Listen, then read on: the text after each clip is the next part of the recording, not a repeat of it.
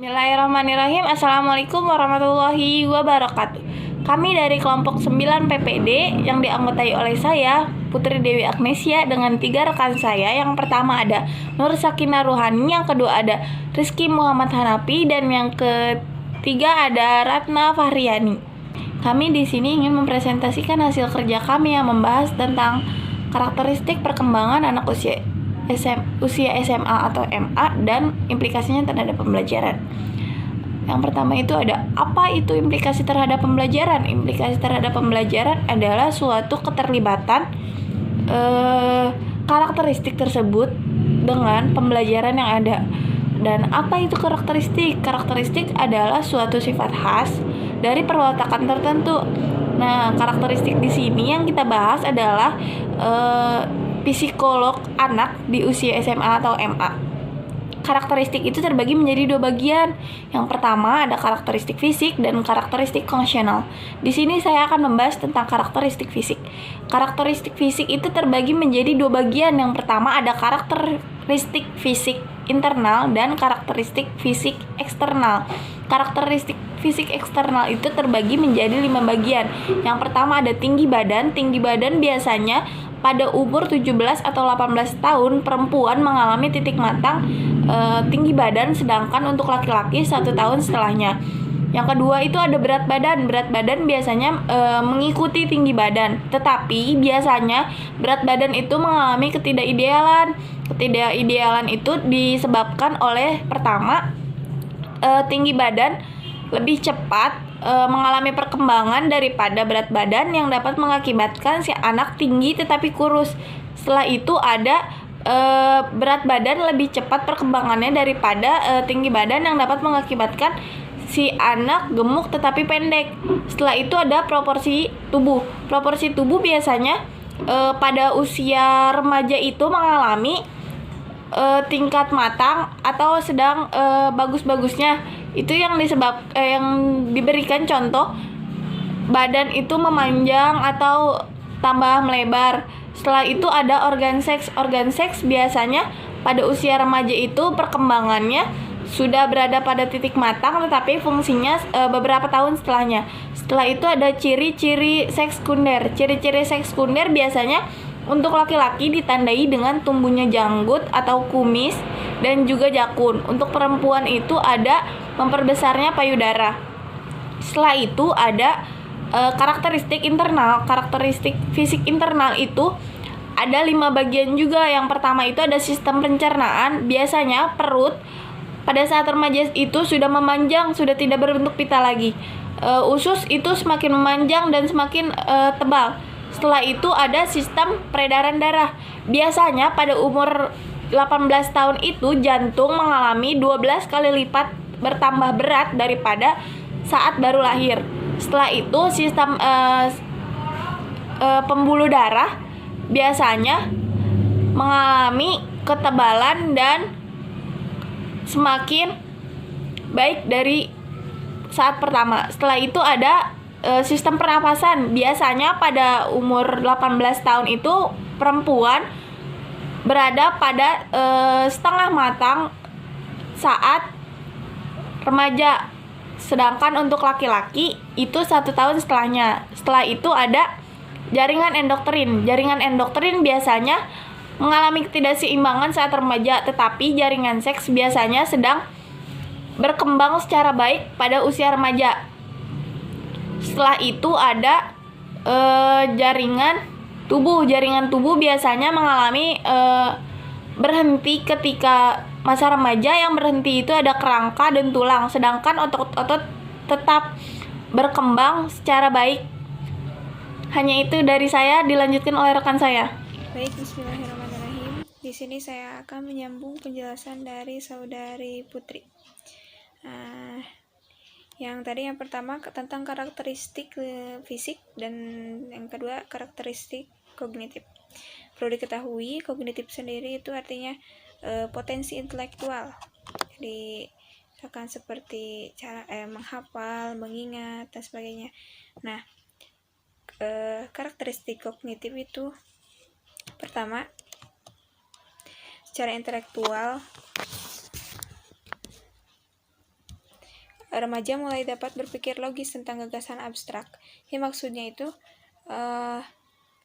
abstrak itu kan intinya tidak logis ya, karena yang logis itu konkret gitu. Tapi karena pada usia remaja intelektualnya sudah berkembang, dia bisa melogiskan si gagasan abstrak tersebut gitu. Nah, yang kedua, berfungsinya kegiatan kognitif tingkat tinggi. Nah, berfungsinya kegiatan intelektual yang bertingkat tinggi, yang contohnya itu seperti membuat rencana, strategi, membuat keputusan-keputusan, serta memecahkan masalah.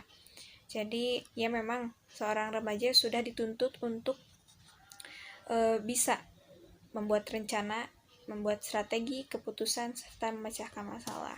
Terus yang ketiga,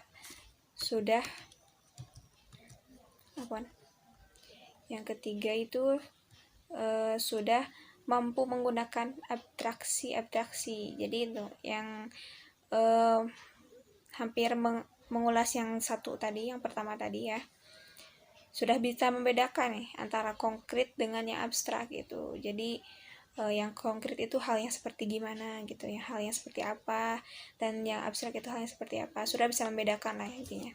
Terus yang keempat, munculnya nalar secara alami ilmiah, belajar menguji hipotesis. Nah, ini kalau yang keempat ini maksudnya itu, jadi si remaja itu sudah bisa gitu, secara alami sudah punya kemampuan untuk menjadi peneliti gitu, menguji sebuah hipotesis atau dugaan yang harus dicari lagi kebenarannya, agar pikirannya terbuka, wawasannya tambah luas gitu. Nah, yang kelima, memikirkan masa depan, perencanaan, dan mengeksplorasi alternatif untuk mencapainya psikologi remaja. Ia memikirkan masa depan, jadi seorang yang visioner di atas perencanaan, dan jadi seorang visioner dan bisa mengimplementasikannya gitu. Jadi mengeksplorasi tuh mencari gitu, pada umumnya tuh si remaja tuh, psikologi remaja itu seperti apa gitu. Jadi dia dieksplor, dicari, dijajah gitu si pengalaman dan ilmunya itu. Yang keenam, mulai menyadari proses berpikir efisien dan belajar berintrospeksi. Ya, jadi belajar itu tidak mesti seperti dulu, kalau bahasa itu harus dihuapkan gitu, harus dikasih tahu, kamu tuh harus gini loh, kamu harus gini. Nah, pada usia remaja itu sudah tahu berpikir efisien, belajar yang efisien itu seperti apa gitu. Sudah memiliki cara tersendiri belajar yang nyaman, belajar yang efektif, efisien, pokoknya yang tepat bagi dirinya itu seperti apa, dia sudah paham, sudah tahu.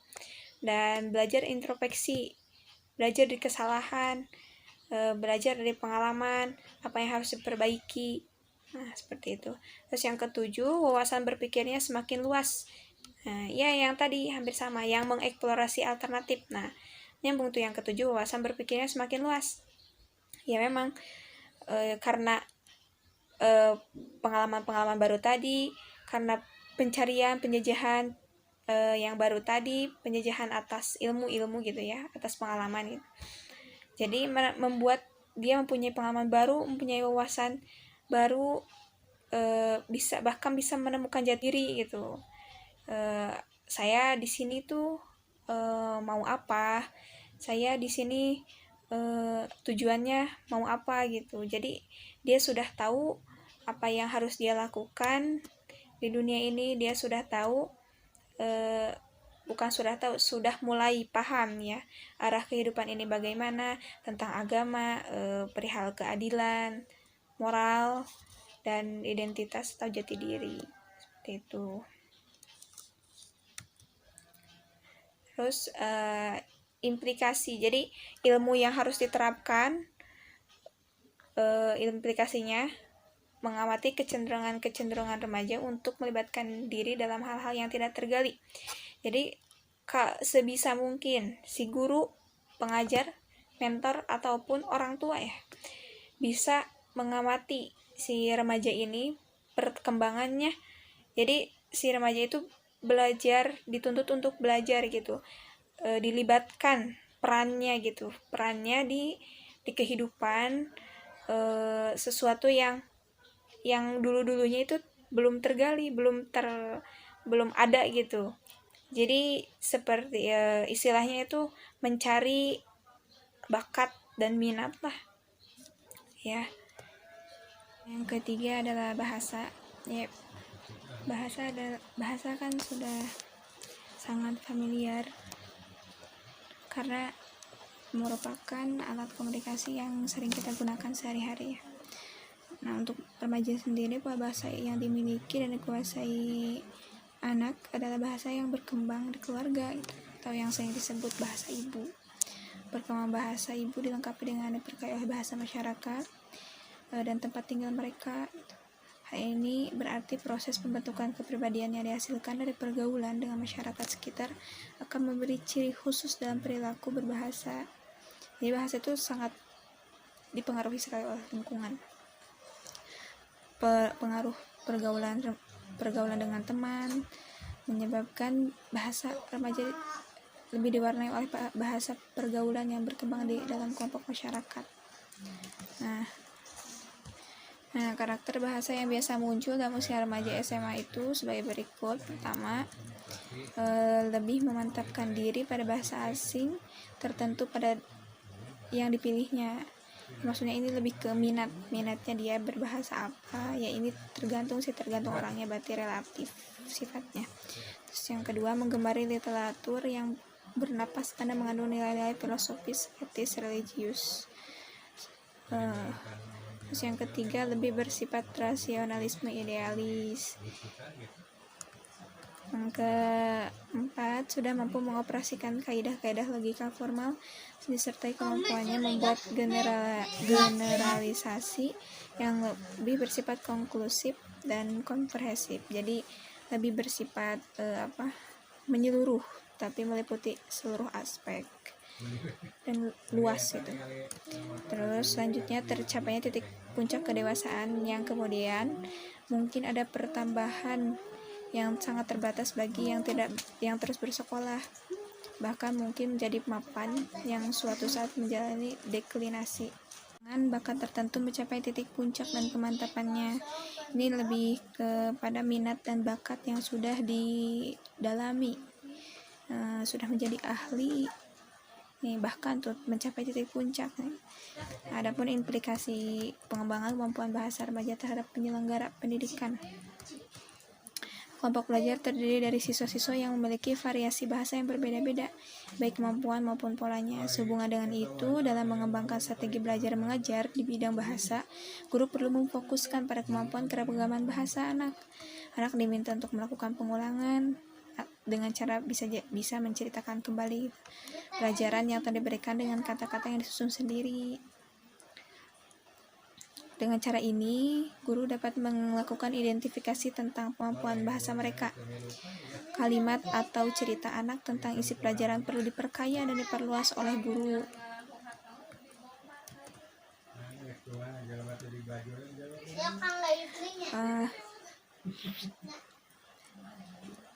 Agar mereka mampu menyusun cerita yang lebih luas lagi tentang isi bacaan yang telah dipelajarinya dengan menggunakan pola bahasa sendiri. Ini lebih ke pada si guru melatih kebahasaan si anak gitu dengan cara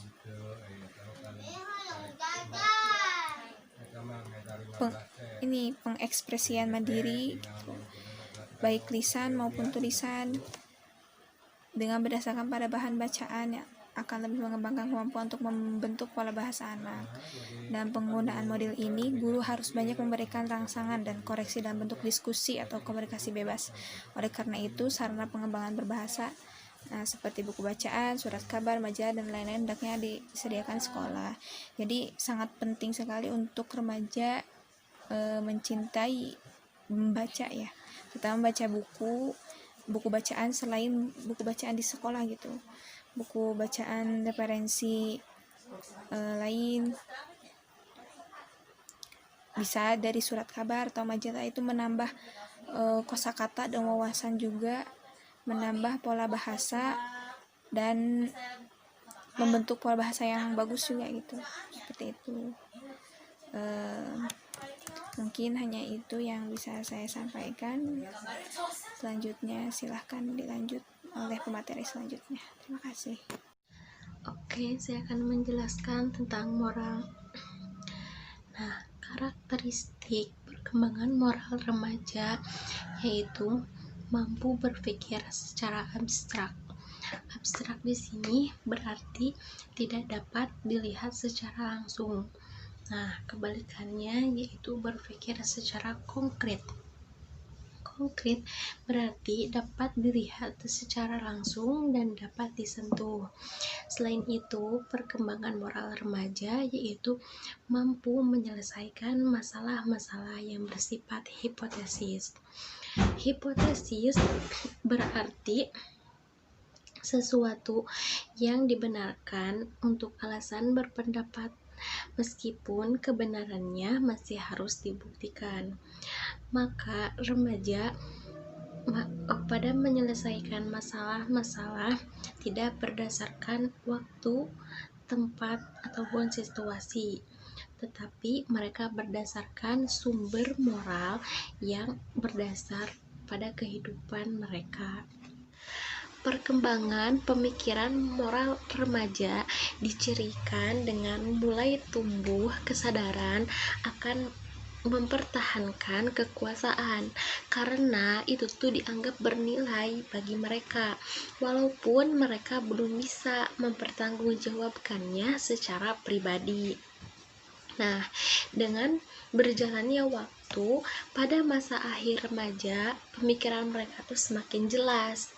Nah, selain itu, pemikiran remaja dengan berkembang sebagai pendirian pribadi, mereka tidak tergantung lagi pada pemikiran orang lain ataupun pada pendapat orang lain. Melalui pengalaman ataupun berinteraksi sosial dengan orang tua, guru, teman sebaya, ataupun orang dewasa yang lainnya, tingkat moralitas remaja itu semakin matang dibandingkan dengan pada masa kanak-kanak. Selain itu, mereka lebih mengenal apa itu nilai-nilai moral ataupun konsep-konsep moral. Nah, seperti kejujuran, kedisiplinan, keadilan, dan kesopanan. Pada masa remaja, muncullah dorongan untuk melakukan perbuatan-perbuatan baik yang dianggap oleh orang lain. Nah, pada masa ini mereka bukan hanya untuk memenuhi kepuasan fisiknya, tetapi untuk memenuhi kepuasan psikologisnya, yaitu rasa puas terhadap penilaian positif orang lain tentang perbuatan yang dilakukannya. Pada masa remaja ataupun SMA, tidaklah heran di antara mereka ada yang melakukan degradasi moral atau pelecehan nilai-nilai moral, seperti tawuran, tindak kriminal, atau meminum minuman keras, ataupun hubungan seks di luar nikah. Keragaman tingkat moral remaja disebabkan oleh faktor penentu yang beragam. Nah, salah satu faktor penentu perkembangan moral remaja yaitu orang tua. Kenapa begitu? Karena memang semua itu pasti balik lagi kepada orang tua. Bagaimana orang tua itu mengajarkan kepada anaknya. Nah, memang guru itu dikatakan pengganti dari orang tua, tetapi waktu itu lebih banyaknya bersama orang tua, seperti itu. Nah, seperti yang sudah terlihat di PowerPoint, terdapat dua faktor yang dapat meningkatkan perkembangan moral anak atau remaja.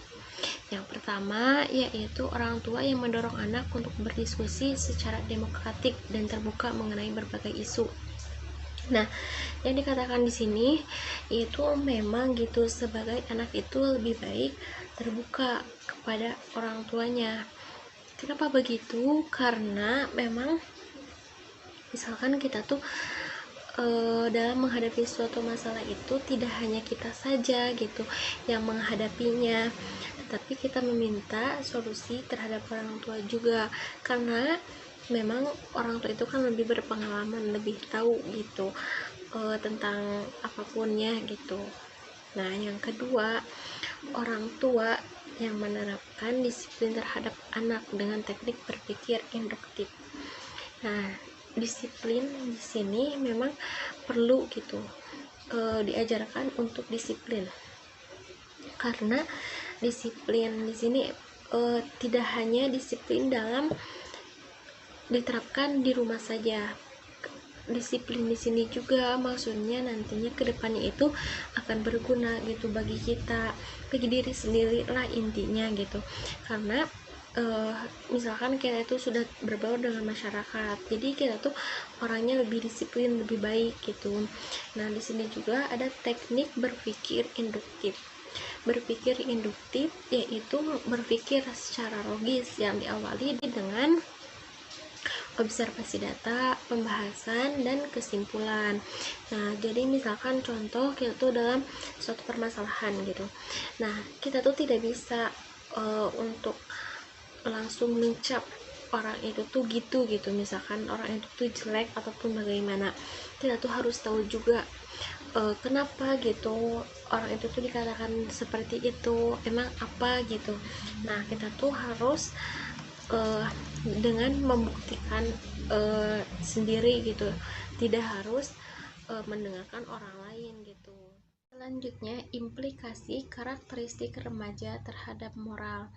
Nah, seperti yang sudah terlihat di PowerPoint, adapun upaya-upaya yang dapat dilakukan dalam mengembangkan nilai, moral, dan sikap remaja adalah yang pertama, menciptakan komunikasi.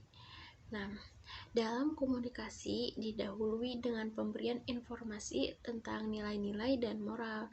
Nah, ini tuh penting banget gitu, memberikan informasi tentang nilai-nilai dan moral.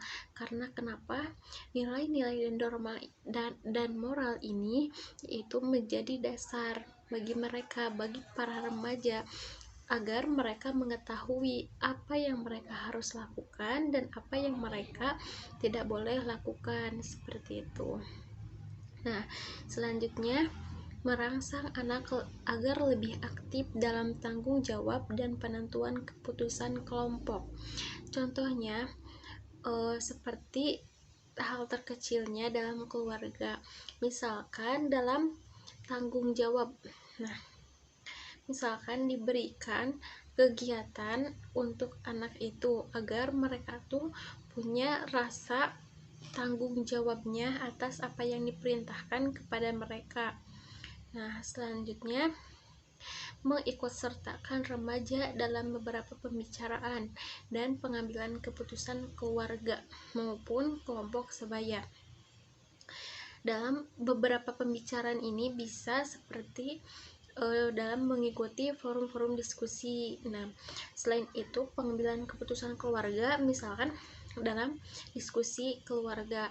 Nah, berikan waktu untuk dia berpendapat agar dia tuh lebih aktif dan kedepannya agar lebih percaya diri, seperti itu. Nah, selanjutnya, memberikan kesempatan remaja berpartisipasi untuk mengembangkan aspek moral. Aspek moral di sini berarti yaitu aspek yang dilihat dalam sikap. Nah, sikap apa? Misalkan dalam bermasyarakat itu seperti mengetahui ataupun tanggung jawab terhadap nilai-nilai ataupun norma-norma yang ada di masyarakat. Nah, selanjutnya, menciptakan iklim lingkungan yang serasi. Lingkungan ini sangatlah penting karena kenapa gitu? Lingkungan itu bisa mempengaruhi terhadap anak. Contohnya misalkan dalam keluarga. Dalam keluarga itu ciptakanlah suasana yang memang enak gitu terhadap anak itu, yang baik lah, berusaha menciptakan yang baik, seperti itu. Karena kenapa? Misalkan contohnya gini, dalam keluarga yang memang tidak baik, contohnya keluarganya broken home. Nah, itu tuh dapat mempengaruhi terhadap anak gitu. Dia tuh bisa stres gitu terhadap melihat apa yang terjadi di keluarganya. Nah, selain itu juga ciptakan juga lingkungan yang baik di luar, seperti di temannya, di sekolahnya, seperti itu.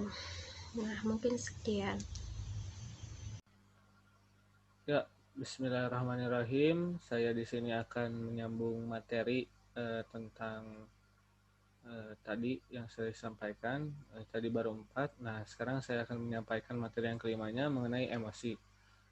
Sebelum masuk ke dalam pembahasan, kita harus tahu dulu apa itu emosi.